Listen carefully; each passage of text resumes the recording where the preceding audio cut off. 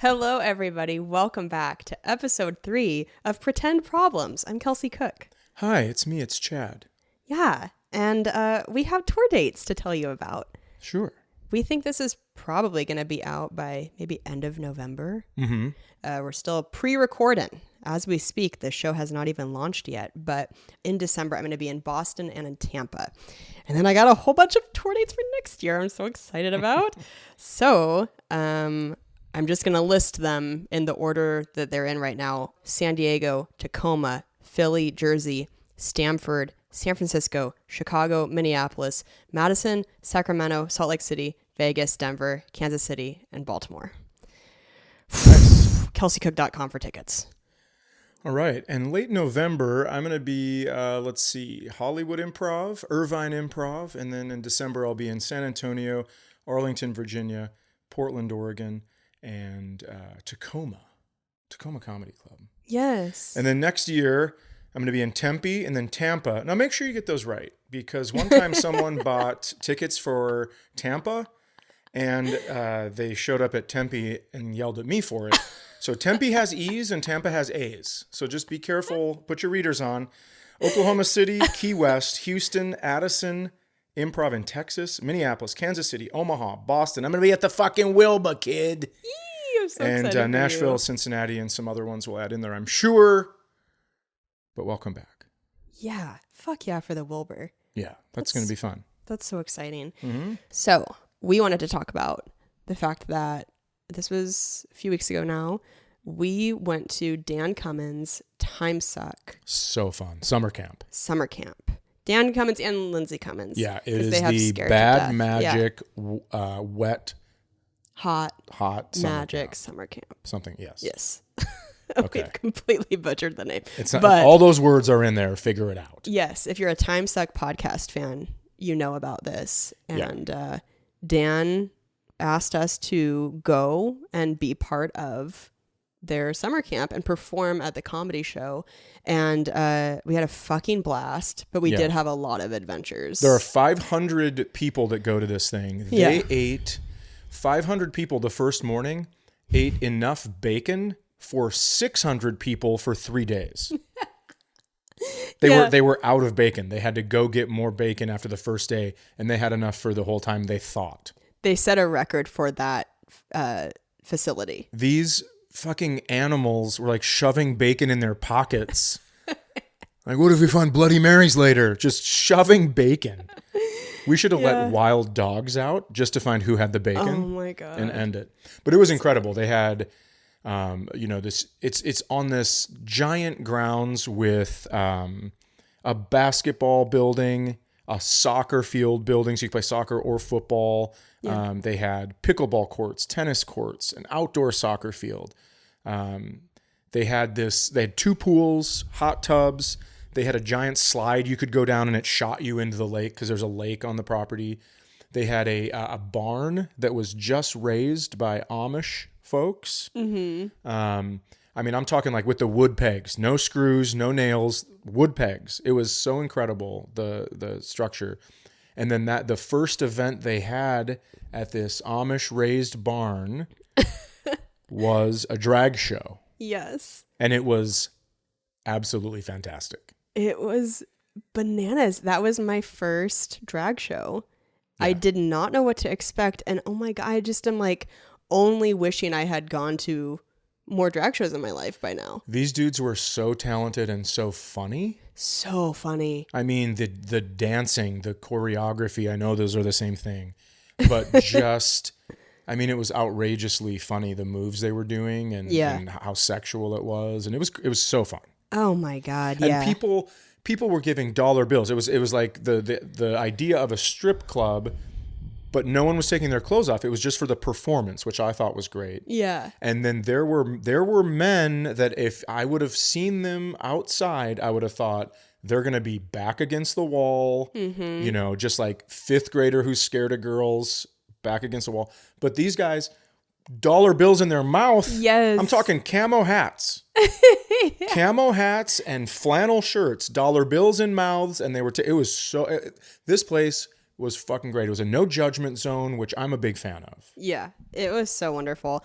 Before we get into more of what happened at the actual camp, can we talk about the ride up and the game we played in the car? Yeah, sure. I'm sure you would like everyone to hear. I feel like you want people to hear. Well, you know how she's good at foosball?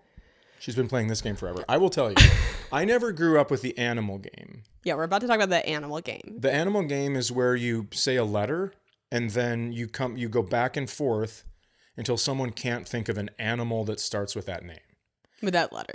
Oh, that's what I meant, with that letter. So growing up for me is like we're going on a trip and I'm going to take an atlas. Okay. And then the next person will say, I'm going on a trip. I'm going to take an atlas and a book. Yeah, right. Okay. And then you have to remember all the way back. Yeah. I've played that before too. Okay, well, we should have played that one. Because the ass kicking that I took in this game, we were on the letter C. I'd lost A and B, by the way. I think I'd given up on both. And I'm just like... Also, if one person is taking a long time to think of one, the other person then is also during that time just making a list in their brain of all of... So Chad was maybe taking like 2 minutes to think of an animal, and then he'd be like, black bear. And I would immediately be like, beetle. And he'd be like, fuck. Because then he would immediately go right back to like, I have to think again. It was pretty tough. I didn't have any bullets in the chamber ever. Yeah. And so we get to see, and I'm like... cow. I mean, here's how I'm playing the game. I'm playing the game single syllable, cow. And then she'd be like, capybara. Or, that big fucking rodent or whatever that thing is. Oh, oh yeah, I know what you're talking about. And then I would say cat or something. And then she would, just to push my shit in, she'd go, caterpillar. More syllables. And then I think I was like, crow? And then she said, Chilean sea bass. And I quit the game. Fuck that. First of all, I'm going to tell you why I quit. Because it was clever. It's a good one. I know there's Chilean sea bass. I think Chilean sea bass is a dish with Chilean spices on regular ass sea bass. I don't think there's a sea bass that's like, I am from Chile. Come and swim with me. I am from Chile. You want to fucking come and see Chile? Come on. I know the way. I am from there. Is that a Chilean accent? No idea. Never been there. But I will also see, now I can't get in trouble because people are like, oh, he's doing a Chilean accent. I'm not. We don't even know. Yeah. It's completely made up. But so I think it's fake. So I quit. Can I Google it right now? Yeah, go ahead. Okay. But then also, that would be like me saying like, if we were on A and I was like, Alaskan polar bear. Well, you know what I mean? Like, well, they're from there. So I'm excited to hear what you have to say. It is an actual type of fish. So from Chile? Yeah. So I guess you can suck my dick a little bit. Wow. not dirty. All of a sudden I'm made to perform oral sex. I just think if you're going to challenge me, then... Well, anyways, I quit anyways because I couldn't handle it. I'm not good at the game. I will admit that. And it was frustrating. And then we had such a long way to go. Yeah, it was like a 3-hour drive. But I feel like we'll play it more because you love puzzles and games like that so much. I just can't believe you're so cool with me being way better than you at it. Yeah, keep it up. Well, here's what I'll take myself down a lot of pegs because of what happened during the drag show and that night. So I don't know what happened. I don't know if it was like food poisoning or... Let me take a step back. Okay. So Poe, you can see Poe right here if you're watching. He likes to jump up because he loves people. He's a giver and he's a lover. And he hit you in the diaphragm. Yeah. And so the rest of the time, which was like a 36-hour period, you're like, well, Poe really hurt my stomach. He knocked the wind out of me in a way where like you immediately are doubled over. And so that's what I was thinking happened. He knocked the wind out of you in a way where others are like, a dog did that? So anyways, so she, that look is so great. So is it? No, I'm terrified to I'm going to leave the camera on all night. Good. So he knocks the wind out of her legit. And then she's like, yeah, I feel like it's bruised almost. Now, when I get sick, I can feel it 12 hours in advance right in my diaphragm. I know I'm going to vomit. Okay. And so you were like, hey, yeah, I don't think I'm going to drink anymore tonight. I'm like, okay, whatever. And then we get back and I'm like, I think I have to puke. And then it was just lights out. I got a garbage bag, put that in a basket with wet paper towels to absorb your vomit. It was because I knew it was going to be a long night. You were so sweet. It was holding hair because it just like, you were like, oh, I feel a little better. And then all of a sudden you'd start shaking violently. And I'm like, oh, I guess I'm getting COVID. You did not have COVID. Yeah.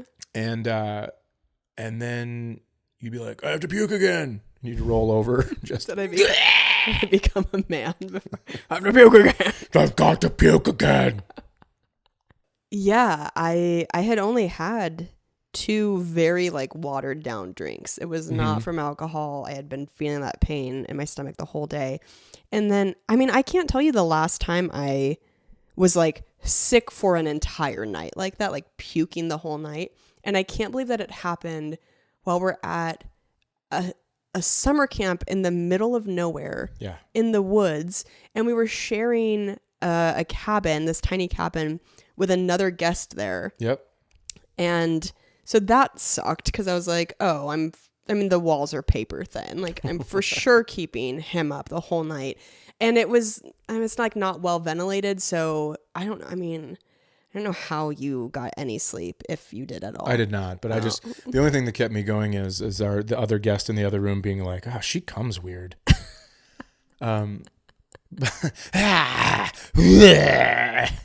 wow. She's pretty, but I don't know if I could deal with that. God, why doesn't he just like shower for her before she's down there? Jesus Christ. Oh, a little courtesy. It's just like, how dirty are these guys' balls? Yuck.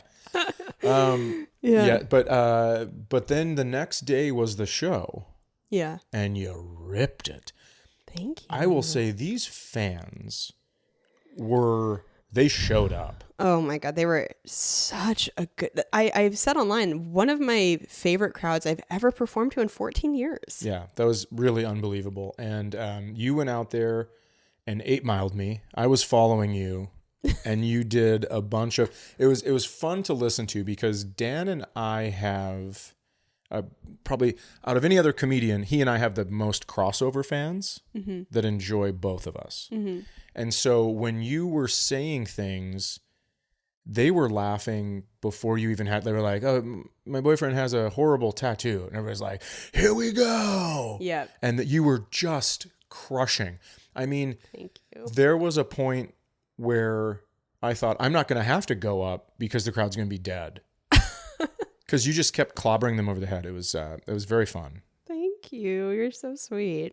I was really happy that you were there to hear that one. That was really fun. And you fucking crushed too. That was... Okay, we don't have to get into this. Classic is wonderful at giving compliments, and the second I try to give one back is like, let's get to something funny. Oh heavens. People can handle one compliment. But yeah, they were such a great crowd. 500 people packed into that Amish barn. Yeah. And we had a blast. So I'm really glad that even after the sickness, that still ended up being such a great experience. But yeah, thank you. I know I've already thanked you, but thank you for being the best partner that night when I was puking, because yeah, like you don't want your partner to have to watch, hear, and smell you puke. Like those are just all 3 of those you don't want them around for. But there were a few times where I could not get from the bed to the toilet fast enough, and you just were right by me, holding my hair, rubbing my back. You'd made me my little puke tray. Puke tray. Nice. It was a nice puke That's tray. trademark. Don't even think about it. And I just felt so taken care of. So thank you. Surely. Yeah. Also, being at the camp, you mentioned a lot of the crossover fans. Mm-hmm. And I would say it was predominantly male. Yeah, I'd say it was probably 2/3 male. Yeah. And oh my gosh, Chad has a lot of opinions on like when we're out in public, you know, feeling like men might be like looking at me or something like that. And it was very fun to be at this Well, I camp. don't feel it. I'm not Daredevil. I'm not hearing it. I'm not hearing like, did someone just turn their head to look at my girlfriend? I'm watching guys stop and full turn, which listen, whatever. I get it.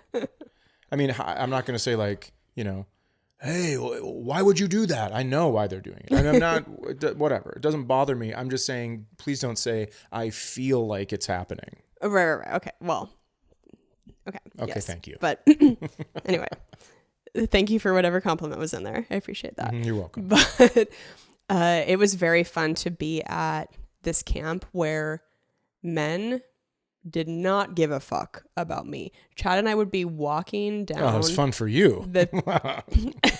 Riot for me. Chad and I were walking down the path through the camp the whole weekend. And just like you said, camo hat, these straight dudes coming up to you with like this look in their eyes. I've never seen so many straight men want to make love to you. It wasn't like that they wanted to fuck you, or it was like, I would be honored if we could make sweet love in one of these cabins. They truly loved you. They were so nervous to meet you some of the time, so nervous to ask for a picture. And yeah, it was. And you know, it was crazy. Sweet. With some of these men wanting to make love to me, I was like, well, she's sick. It's the closest I've ever come to being like, all right, give it a whirl. Sure. Test it out. You're in the woods. I'm not going to have to hold your hair, am I, sir?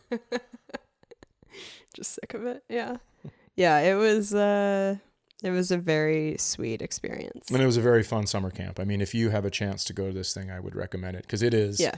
It goes from athletes to Dungeons and Dragons, people playing magic cards after lunch. Yeah. And everything in between, and all sizes, shapes, and colors. I'm telling you, it was fantastic. Yeah, all walks of life. And the thing that brought them all together is Dan's podcast, which is about murderers primarily. Yeah. And so it's so funny to be like in the middle of nowhere in the woods performing for 500 people who love a murder podcast so much that they traveled for a summer camp, but also be comforted by like seeing how they want to, you know, be intimate with you sexually. It's like, sure, yeah. They're not focused on murdering me. They're focused on trying to be. And none of these cabins had basements, which was a great feeling. Right. I had to pee. I had to get out of the car and pee, and I peed for 2 full minutes. This is this is the main road that we're on. Yeah. There's one main road, and we're in Pennsylvania somewhere. Mm-hmm. And I peed for 2 full minutes until a car came. That's the longest I've ever seen a human pee. I could not believe you were still going. I held it for a long time. You were going for so long. I mean, I was trying to just give you some privacy. I wasn't trying to just like watch you the whole time you're doing it. But at a certain point, I looked over to see if you were still going because I was like, there's no way he's still going. He must have been checking his phone. No, still fully peeing. Yeah. Oh, man. Well, do you want to talk about the 10,000 Laughs Festival? I would love to. Okay, great. So may I just quickly introduce it? 10,000 Laughs Festival is in Minneapolis. It happens every October. And so many funny comedians.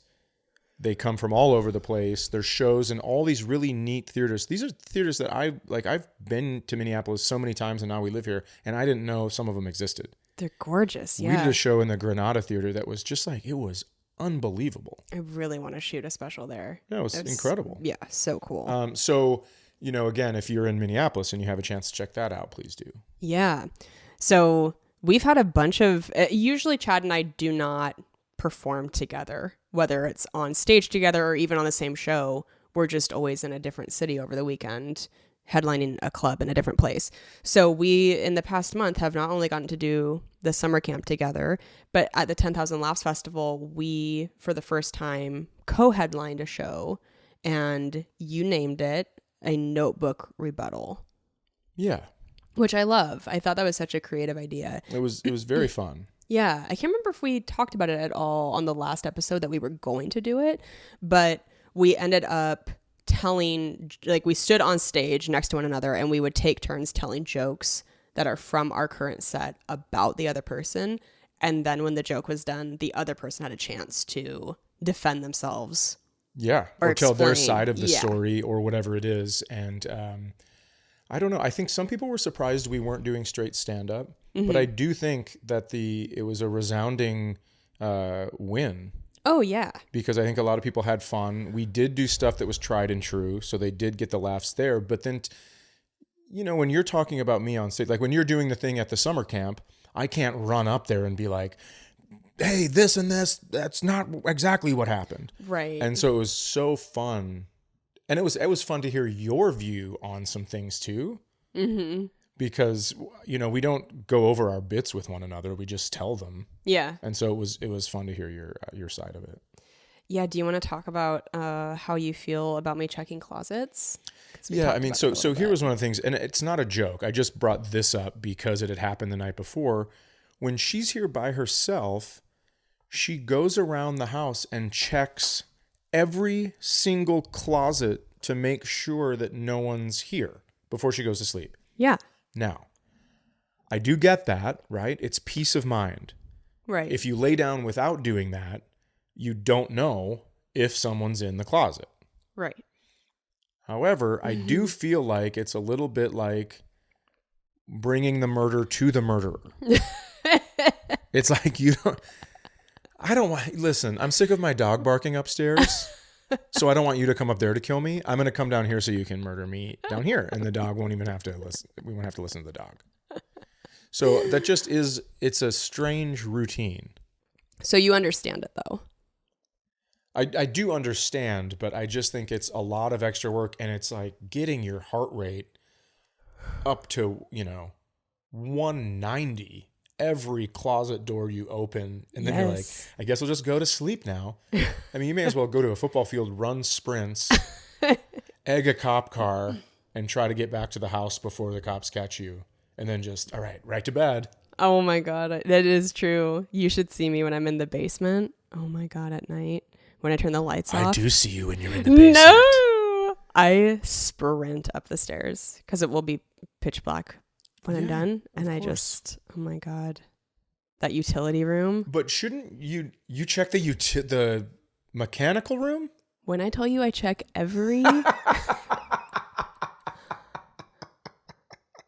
I check the closet that has the paint. Oh my God. I just picture a murderer in the house, just in the sump pump well. Just like, can't wait to hear everybody stop moving up there. And then it rains. Like, oh, fuck. That is interesting. Yeah. I can't, so, I mean, just from a man to women, I'm sorry. Thank you. Yeah, I'm sorry that you guys have to do that. Thank you. Yeah, when you brought it up during the show at the 10,000 Laughs Festival, I was like, oh, this is clearly coming from somebody who does not have a vagina on their body. And then I got a bunch of cheers from the women in the audience. To be fair, vagina. Tested, works. A little different. Works. I don't think a man has ever held you down to try to fuck your hand. So yeah, I guess that's true. A little different. Okay. But yeah, it's I see what you mean. That seems backwards to you, but I just know my brain, and if I don't do that check, I will lay in bed for 3 hours going, what if they're downstairs? What if they're just waiting until 4 a.m.? Oh my God. It's 1 a.m., but what if they wait till 4 a.m.? That's amazing. So what I like to do is I refuse to check things, right? Mm-hmm. I lived with myself, just with myself for a very long time. I was living alone. Yeah. And what I would do is before I go to bed, I would make a list of all my shortcomings and then think like, if someone kills me, that'd be pretty great. Oh my God. And I would go right to sleep. I'd be like, please be in my fucking closet. Please. Oh my God. Just. That is a wild way to think. That's a great way to think. Great way to go to sleep.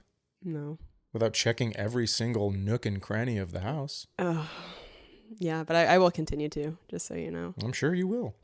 Have you seen the meme? I don't know if you're going to relate to this as much because you are older than me, But there Oh are my God, we get it. a lot of memes on Instagram that's like, what's Instagram?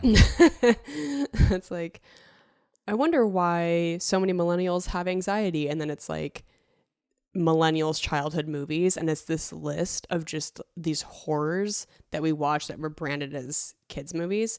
So for me, Home Alone came out when I was a kid. Sure. That was supposed to be like a kids' movie. But do you remember the furnace scene? Yeah. Okay, that fucked me up. Really fucked me up as a kid. And that utility room reminds me of that. Also, Brave Little Toaster. What the fuck, man? Where your things actually are alive and have feelings and like can murder one another when the AC unit goes out in Brave Little Toaster. Yeah. Okay, but did you watch them with your children? I watched them before I had children, you dickhead. Okay, but like what was did it freak you out at all? I mean, you were older. No, I thought it was great. Oh, I thought it was great that this little kid was dominating adults. Oh yeah. Well, that part was And then you're great. just like, well, furnace. That is what am I going to do? The furnace. It's a scary scene. This little kid is fucking pushing these old guys' shit in all movie. It's so fun. The clever things he comes up with. I was concentrating on all that stuff. Oh, okay, yeah. And the reconciliation of the man next door, the scary man. Yeah. Sure, yeah. Mm-hmm. I'm just saying, there are Homeward Bound, Never-Ending Story, a lot of shit that we should not have seen. Yeah, from sounds my tough. generation. Anyways, haven't been in the ocean since I saw Jaws. Next topic. But that wasn't like a kid's movie. That was a horror movie. Back then, there weren't kids' movies, and no one said like, hey, this is a kids' movie. They were like, hey, we're watching something as a family. Get in here. I know I've smoked a pack of cigarettes in here with all the doors shut. Get the fuck in here and you get your lung cancer and you watch this goddamn shark eat people because I don't want to take you to Disneyland. I want you to be too scared to go near the ocean, which is where Disneyland and Disney World is. You think Jaws wasn't funded by fucking parents that were sick of hearing about Disneyland and Disney World? Because trust me, it was. I promise you that. Jaws sucks. It's so scary. Oh my God. It's very funny. It's so scary. I did the Universal Studios tour when I was in high school, and they take you through, the sound stages and stuff, and they go over water, and the shark from Jaws comes out at you, the actual one that you used in the scene. Woof-a-duff-duff. Mm-hmm. Yeah. Buzz's girlfriend. Oh. Woof. Hey, bringing it all Come together. on. I'm surprised I remembered that. I was so scared because of the furnace. It was scary. I'm sure it was. If other people were scared, let me know. I don't want to be alone on this. Here we also go, an influx of people my age. Just so you know, I was scared, and if you need someone to talk to, fuck you. If you need somebody to spoon you while you sleep. Yeah, whatever. Enjoy the closet downstairs. Creeps. We also, during that show, Poe's vet was there.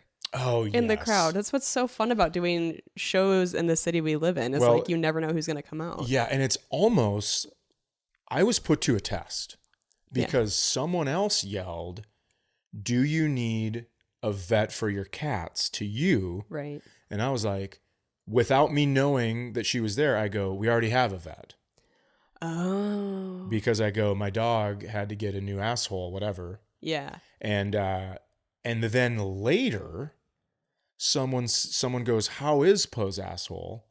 And I go, "Well, it's fine. I think the vet did a good." And I like lean forward so the lights weren't in my eyes anymore. And it was the vet that did the surgery. Yes. So I felt very good about that.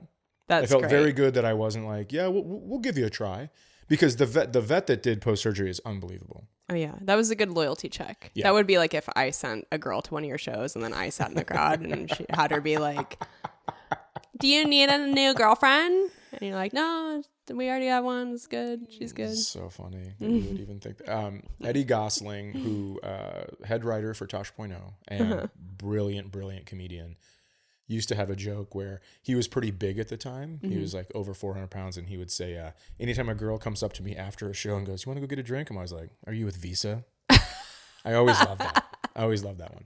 But anyway, so the vet was there in the crowd. Yeah. And then that reminded me of a story. So it was the first time ever meeting this person. Mm-hmm. And she had told me earlier on, she goes, just so you know, my partner listens to Middle of Somewhere podcast religiously. Mm-hmm. And I was like, oh, that's kind of nice. And so then I felt a little free to like be silly. Yeah. And she was listing off all the medications that Poe was going to get for this surgery to put him out. Oops now.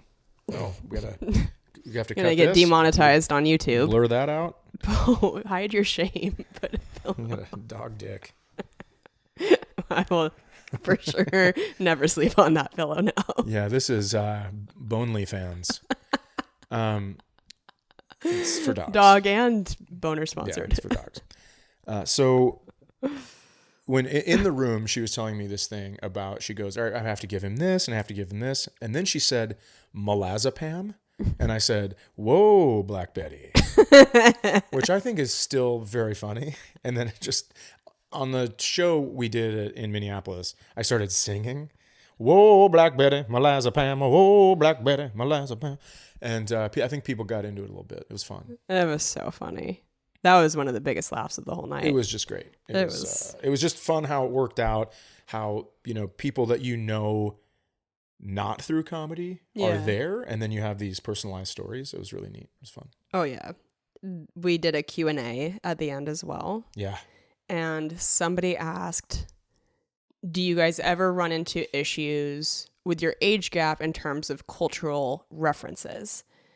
Right. And so you said, do you remember what you said? I do. I said that one time we were out and we were both singing along with a song. Yeah. But you were singing Will Smith's version and I was singing Stevie Wonder's version. Yeah. We all love that Stevie Wonder with his getting jiggy with it. I mean, obviously that wasn't it, but it was like, hey, Stevie, can you see? Na, na, na, na, na, na.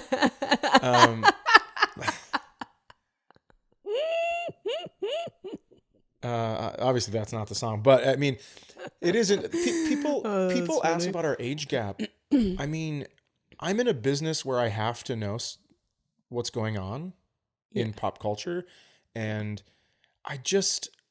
it's not like in the 1800s when there was a 14-year age gap. Yeah. I mean, we pretty much know everything. We don't always like everything that the other person likes, but we at least know about it.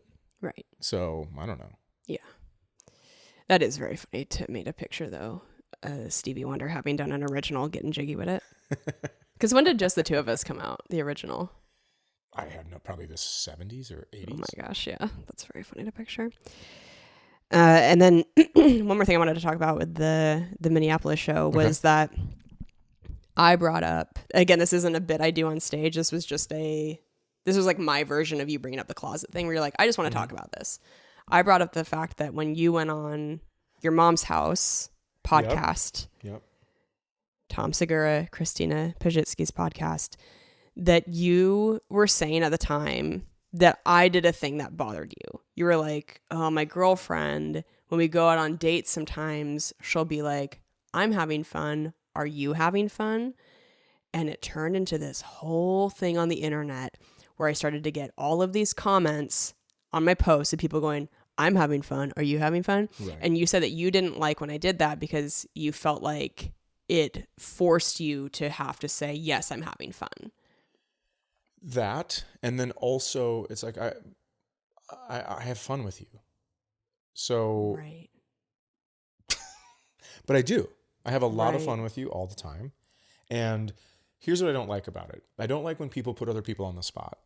Right? Mm-hmm. I think I told you this before, but when my kids were little, they would, if they asked if someone could sleep overnight in front of that person, the answer was automatically no. Okay. Because I don't want to have to look at that kid like, can I? I'm not, it's automatically no if they do it. They have to come to me without them so I can actually think about the pros and cons of it. Okay. Now, sometimes they used it to their advantage, which was awesome. Like when one of their friends would say, hey, you should ask your dad if I can sleep over. And my kids would be like, yeah, come with me. Hold my hand. Look him in the eye. It's like, they'd be like, hey, I was wondering if Jeremiah could sleep over. Nope. I'm like, oh, sorry, dude. We tried. And we did everything we could. Anyways, I guess you got to go home now. Yes. But I do understand that I have resting, whatever it is, bitch face. Yeah, I think it's very funny that you say to me so plainly, like, well, I do have fun with you. And it's like, God, I wish you could have been a fly on the wall in some of those early dates for when I would ask you those things. Because the only reason I was asking was because I could not read you. Because when you have your walls up with somebody, your energy is like, I will be poker faced from start to finish. Yes, I am. No one will be able to know how I'm feeling, right? Because I don't want anybody to have an upper hand on me. Yeah, it's protection. It's a protection measure that I have used since I was little. Okay. Where it's like you keep everyone here, and you don't let them know too much about what's going on. I could be having a fucking ball on the inside, but if I let people know I'm having a ball, then is that a weakness? Could they take that away from me? I don't know. Okay. And so when you and I were out, first of all, when you and I started hanging out, I was confused by why. So you can roll your eyes, and I bet listeners are like, yeah, dude, great. Great question. Now I do understand it. I've gained some knowledge that I'm nice to be around. But initially, you just like, you don't want to fuck it up. So you're careful. Yeah. You want to protect the situation. But I also, I mean, I was very protective of myself for sure. Yeah. You had walls up for quite a while. Yeah. But yeah, we can talk about that more some other time. I think that'd be interesting. Sure. I mean, I can stack bricks faster than anybody. Yeah, it is impressive. And I'm just so like, hey, like, warm, like very open about how I'm feeling. And so I don't remember on those dates being like, I'm having fun. Are you having fun? I feel like I would be like, I'm having so much fun. And then kind of like give you an opportunity to be like, sure. But you would say it in a row though. You go, I'm having so much fun. Are you having any fun? Right.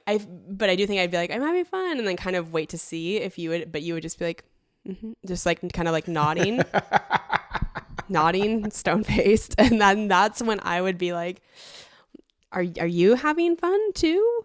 Because I also was trying to, protect myself a little bit where like, if I feel that I'm the only person having a good time and I'm worried that you're miserable, then that's never miserable. Never ever miserable. Just like I said, protecting myself. Right. And I think do you feel like you start almost in love? No. Okay.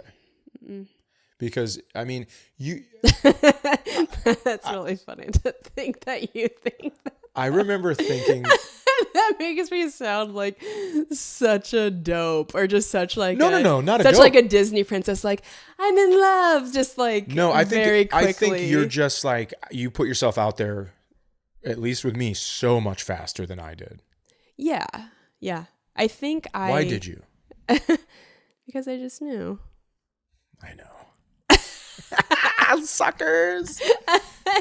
I know why, and here's the thing. I also knew, but that was fucking terrifying, and that's why I was like walking around, kicking the bottom of my walls, like I got to reinforce there. That might crack. I mean, seriously, I had the steel tip boots on, and I'm like, all right, let's all right, I'm going to need some 2x4s, go up here, and then fuck it, redo the whole thing. Because I knew what was happening, and I could feel it, and I'm like, I just couldn't have been more scared. Yeah. It was a weird thing. I know we've talked about it a lot, but just that feeling of the first time we were together for like 24 hours and we were both like, there's just no way this is the first time we've ever done this. I don't think either of us believed in past lives before then, but I was just like, this is too weird. There's no way that I haven't like been with you a million times. Sure. Yeah. In different lives. It was interesting feeling. And then, and then I was like, as I left, I was like, all right, no more smiling.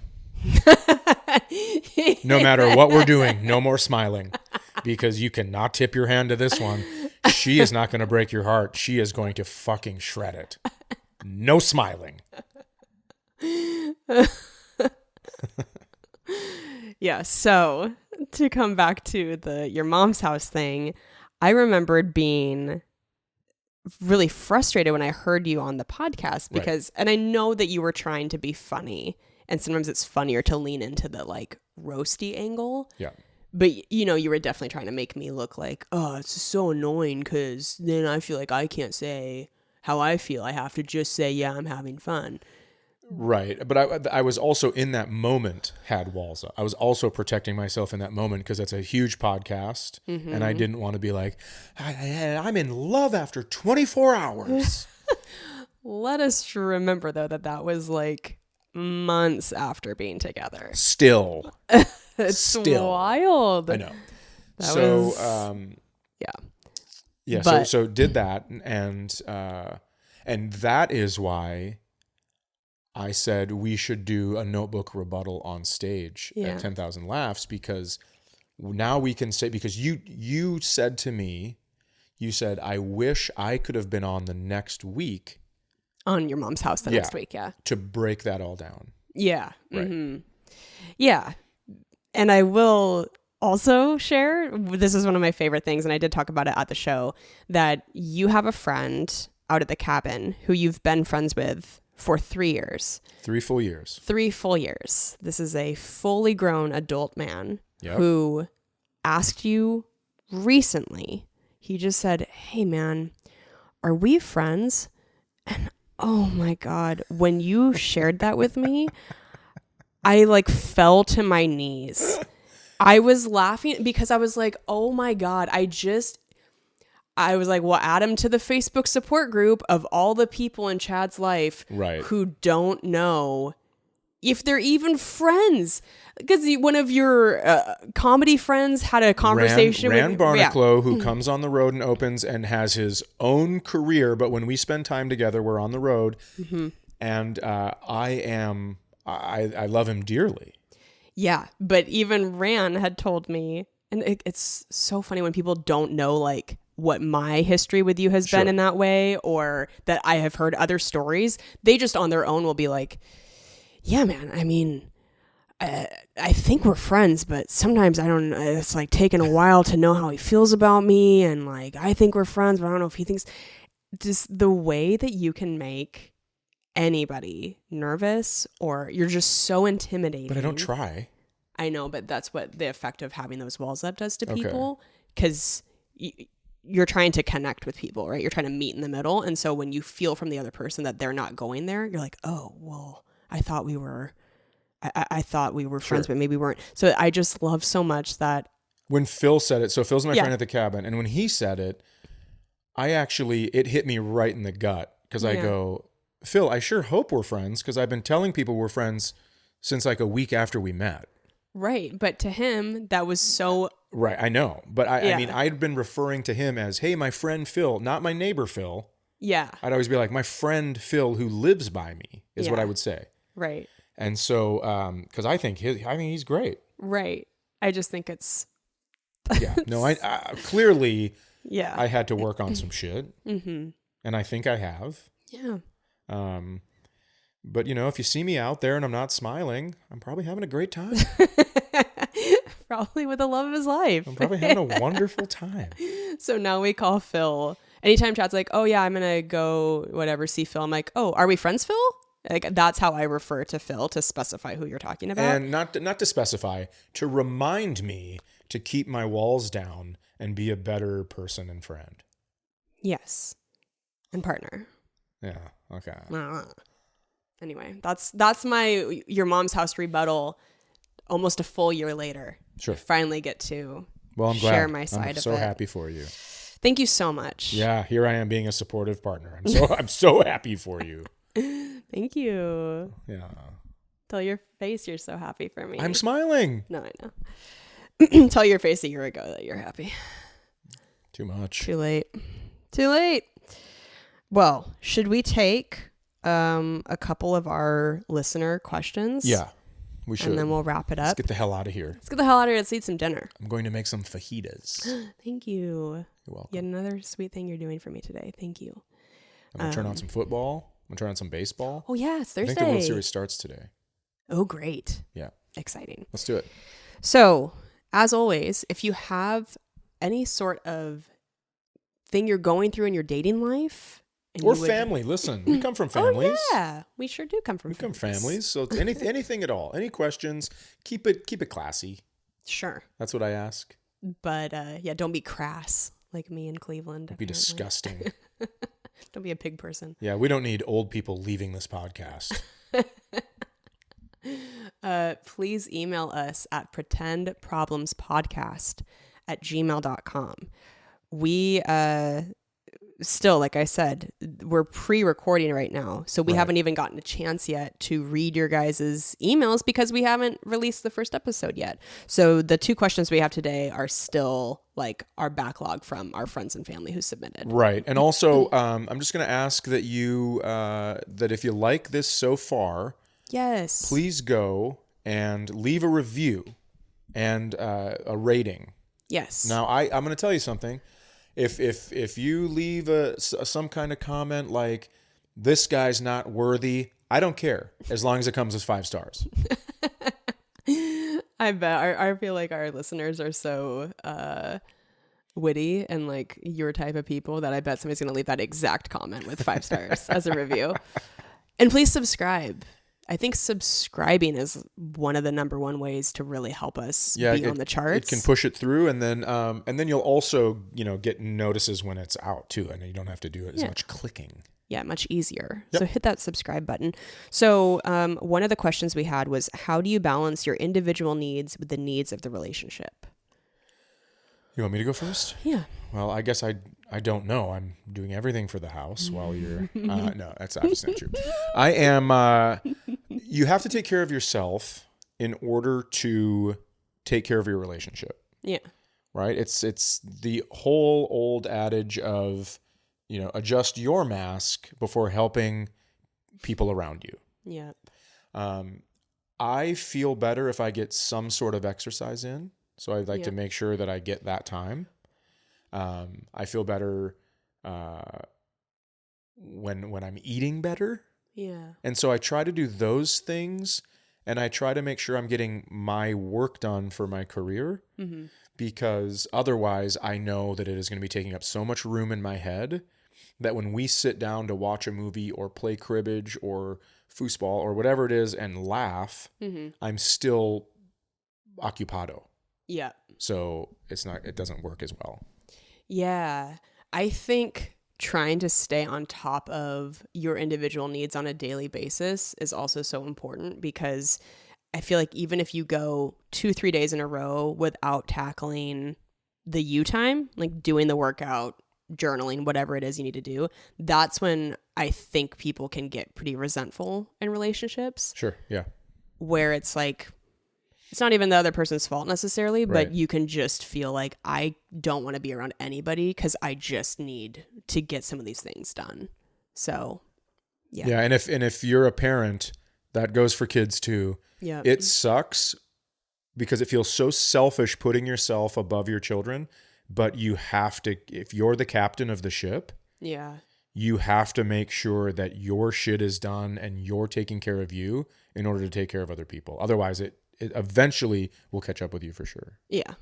Yeah, you can, I can't speak to that, but I love that you have, because I was thinking that too. I was like, I mean, that is so much harder for parents to balance, not just the relationship, but then also taking care of kids and trying to still be your own person. It can feel impossible.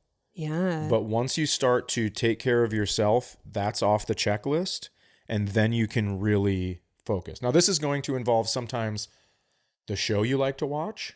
Sorry, stop watching it. That's an hour, right? Oh. That's an hour a day. Yeah. So if you're watching a show that you love or you're binging on this stuff, I mean, you just have to find balance with it. Yeah. And by the way, if my kids are listening to this, they're like, nice try, dipshit.